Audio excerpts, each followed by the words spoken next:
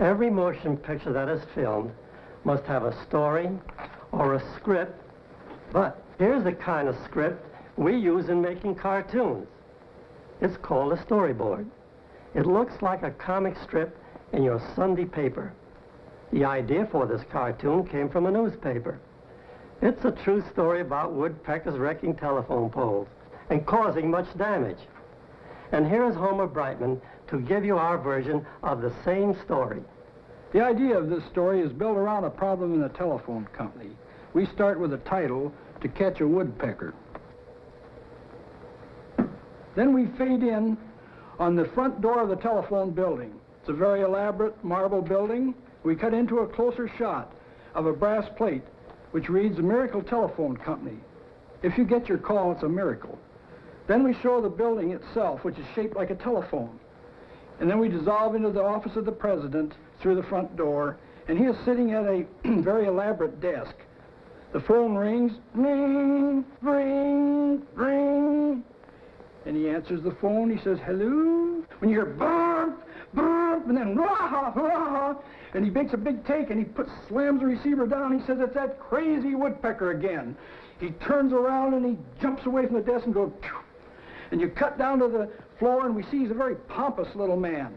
He walks over to a map of the city on the wall, and on the map there's a light that's blinking. It's going da da da da da, and we cut into a closer shot, and it builds up. The woodpecker's voice is getting louder, and he reacts. He says, "That's O'Houlihan's territory."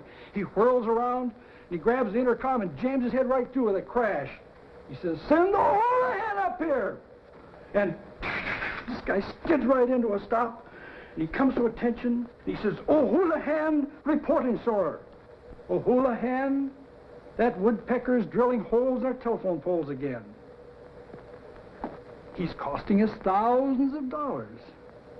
Now, you either get rid of him, or I'll get rid of you! Oh, Julie goes, "Ah!" And he goes, and the digging running out. We dissolve to a very sad, dismal scene of telephone poles hacked to pieces. We come into a closer shot of one of these poles, and the little pieces that have been hacked off go bloop, bloop, bloop, bloop down out of the scene. We cut to another telephone pole, and we see Woody's on it, and he's drilling. When this hand comes in and taps him on the tail feathers, he turns around, and we cut back and see that it's O'Houlihan, and he has him by the neck.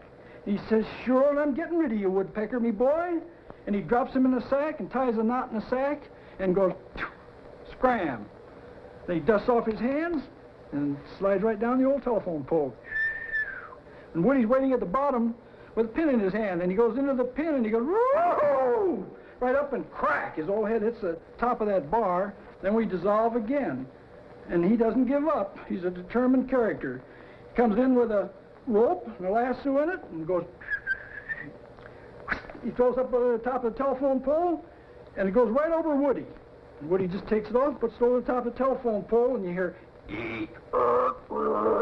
this thing's grinding, and it's being pulled down off scene, squeak. And you cut down the troubleshooter's wagon, you see old Houlihan standing there with his old hand on his hip, and he's winding us in on a winch.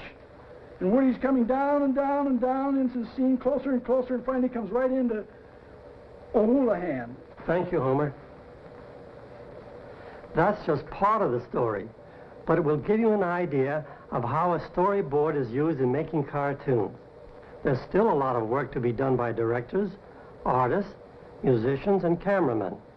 And I'll show you what they do on some of our other shows.